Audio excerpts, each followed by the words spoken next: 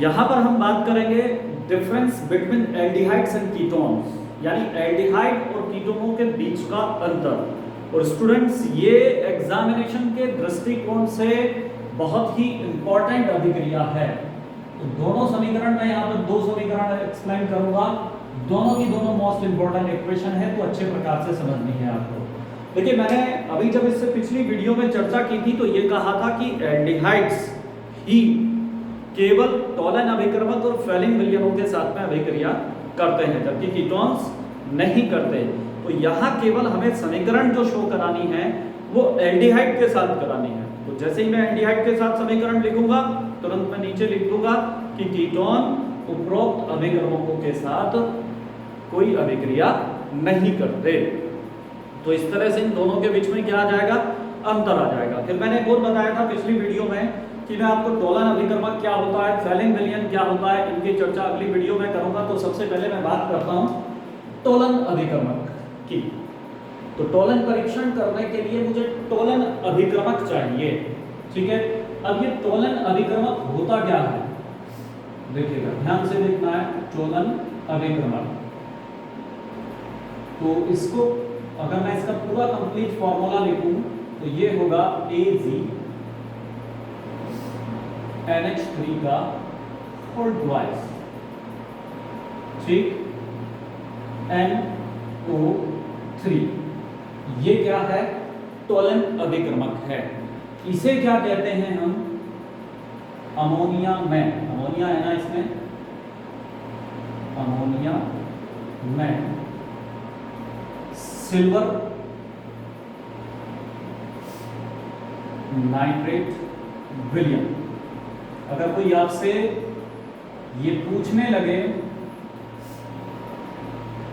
कि टॉलन अभिक्रमक क्या होता है, तो आप कहेंगे कि अमोनिया में सिल्वर नाइट्रेट विलयन को, अर्थात AgNH3 का होल ट्वाइस NO3 को हम टॉलन अभिक्रमक के नाम से जानते हैं, ठीक है। अब देखिए, एक चीज और ध्यान देंगे आप, जब हम समीकरण में इसको प्रयुक्त कर रहे हैं तो ये आयनिक भी हो सकता है। नाइट्रेट आयन पर माइनस का चार्ज होता है, तो इस पे कैसा हो जाएगा, प्लस का। तो हम इसको AgNH3 का होल ट्वाइस और प्लस NO3 माइनस के रूप में भी व्यक्त कर सकते हैं। तो यानी जब मैं इस्तेमाल करूंगा तो केवल ये वाला पार्ट इस्तेमाल करूंगा, इधर वाला पार्ट हम इस्तेमाल नहीं करेंगे, ठीक।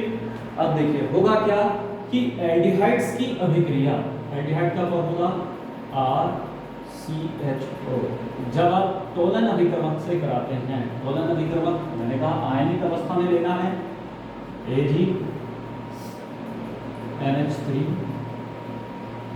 का होल ट्वाइस प्लस, और यहाँ क्या ले लिया मैंने, 2 से मल्टीप्लाई कर दिया, तो प्लस OH माइनस। अब ये OH माइनस कहाँ से आया, एक क्वेश्चन ये अराइज होता है। तो हम किसी क्षार की उपस्थिति में ये रासायनिक अभिक्रिया कराते हैं। क्षार क्या होते हैं, जैसे मैंने NaOH ले लिया, ठीक, तो आप क्या करेंगे, Na प्लस और प्लस OH माइनस, तो यहाँ से क्या ले लिया, OH माइनस। तो एल्डिहाइड्स की अमोनिया में सिल्वर नाइट्रेट विलयन अर्थात टॉलन अभिक्रमक के साथ क्षार की उपस्थिति में अभिक्रिया करने पर, ठीक है, आपको क्या प्राप्त हो जाएगा, RCHO का परिवर्तन RCOO माइनस, इसको बोलते हैं कार्बोक्सिलेट आयन में हो जाएगा, ठीक है। इसमें परिवर्तित हो गया, ये कार्बोक्सिलेट आयन में परिवर्तित हो गया। साथ साथ Ag कितने 2, ये कहलाता है रजत दर्पण, यानी शीशे का दर्पण, रजत नहीं, शीशा नहीं, सॉरी, चांदी का दर्पण है ना, इसको बोलते हैं हम रजत दर्पण यानी चांदी का दर्पण। यानी आप करते क्या है, देखिए ये एक्सपेरिमेंट के रूप में इस्तेमाल किया जाता है। आपको 2 कंपाउंड्स दे दिए गए, ठीक, और एक की पुड़िया में दे दिया गया, दो छोटी छोटी पुड़ियों में बना करके आपको दो कंपाउंड्स दे दिया गया और आपसे कहा कि इनको डिटेक्ट कीजिए कि इनमें से कौन सा एल्डिहाइड है और कौन सा कीटोन है। तो आप क्या करते हैं, दो कांच की परखनली लीजिए। आपने कांच की परखनली के अंदर क्या डाला, आपको क्या पता कि दोनों पुड़ियों में क्या क्या है, तो आपने अलग अलग दोनों पुड़ियों के अंदर जो दिए गए यौगिक हैं वे डाल दिए गए। ठीक, तो आप जैसे ही एक कांच की परखनली के अंदर क्या करेंगे, टोलन अभिकर्मक को डालेंगे, यानी क्षार की उपस्थिति में टोलन अभिकर्मक को डालेंगे, तो चांदी की ऊपर की तरफ तैरती हुई एक परत आपको अगर मिल जाए तो वो क्या कहलाती है, रजत दर्पण कहलाती है। तो आप कह सकते हैं कि दिया गया यौगिक कौन है, एक एल्डिहाइड है। तो रजत दर्पण का बनना एल्डिहाइड की उपस्थिति को प्रदर्शित करता है, जबकि जिस कांच की परखनली में जो आपका कीटोन होगा, तो कीटोन इनके द्वारा ऑक्सीकृत नहीं होते, तो वहां पर रजत दर्पण नहीं बनेगा। तो इस तरह से लेबोरेटरी में हम इसका इस्तेमाल करते हैं। ठीक है, साथ साथ NH3 अमोनिया हमें प्राप्त होगी कितनी, N के 2 मल्टीप्लाई बाई 2 4 और प्लस OH जब उपस्थित होता है तो क्या प्राप्त होता है, H2O हमें प्राप्त होता है। ठीक, समीकरण को बैलेंस करने के लिए आप ध्यान से देखेंगे तो जब 3 से मल्टीप्लाई कर दीजिएगा, जब कुछ नहीं भी करेंगे तो भी ऑर्गेनिक केमिस्ट्री में मैंने बताया आपको कोई दिक्कत नहीं है। तो यहाँ यही ध्यान रखना है कि टोलन अभिक्रमक है क्या, अमोनिया में सिल्वर नाइट्रेट विलियम। ठीक, तो ये फिर मैं एक बार आपको रिवाइज करूंगा क्योंकि ये मोस्ट इंपॉर्टेंट अभिक्रिया है। मैंने लिखा है ना, difference between aldehydes and ketone, aldehyde और कीटोनों में किस प्रकार से ये अंतर करती है। तो लेबोरेटरी में हम प्रयोगशाला के अंदर आमतौर पर इसका इस्तेमाल करते हैं।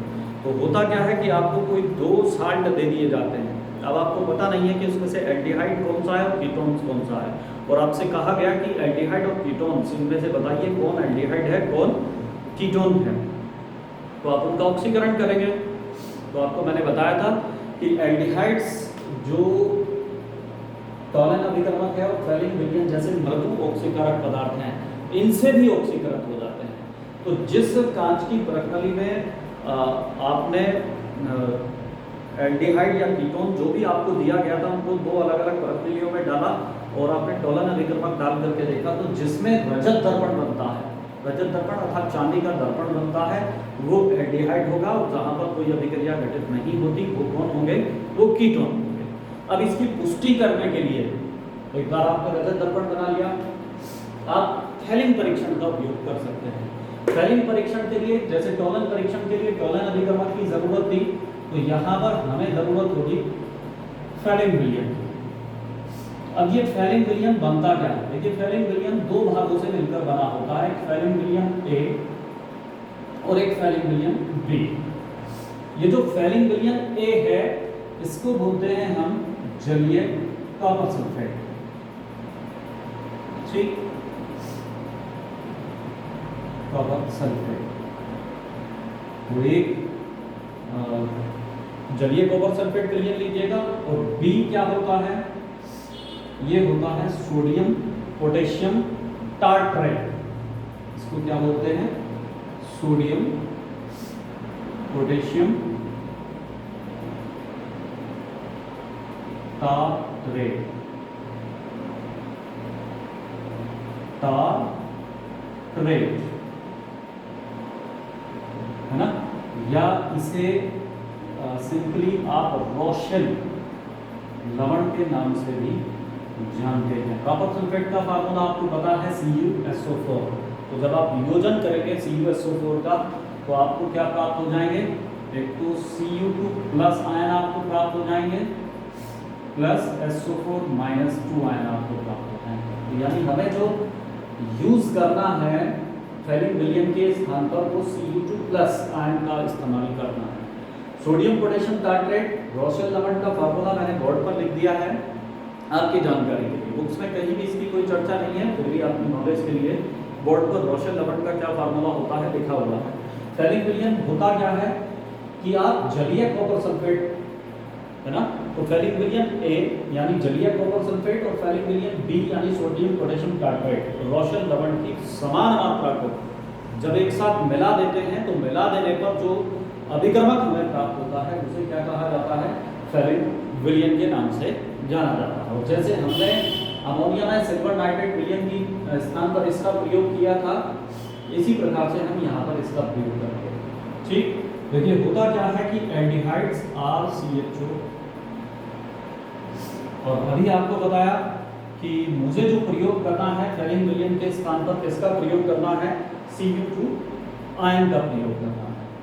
तो Cu2 प्लस आयन, वही जैसे यहाँ 2 मल्टीप्लाई किया था ऐसे यहाँ भी 2 से मल्टीप्लाई कीजिए, और प्लस वही क्षार की उपस्थिति में OH माइनस, तो ये भी किस में कन्वर्ट हो जाएंगे, कार्बोक्सिलेट आयनों के रूप में परिवर्तित हो जाते हैं। ठीक, RCOO माइनस के रूप में परिवर्तित हो जाएंगे, और यहाँ से जो प्राप्त होगा Cu2O कॉपर ऑक्साइड का लाल पूरा अवक्षेप आपको प्राप्त होगा,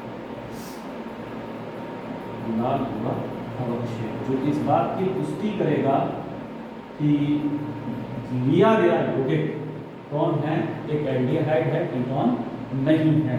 ठीक है, और प्लस साथ साथ हमें क्या प्राप्त हो जाएगा, H2O, तो यहाँ 5OH आप चेक करेंगे तो मल्टीप्लाई कर सकते हैं आप, और यहाँ 3H2।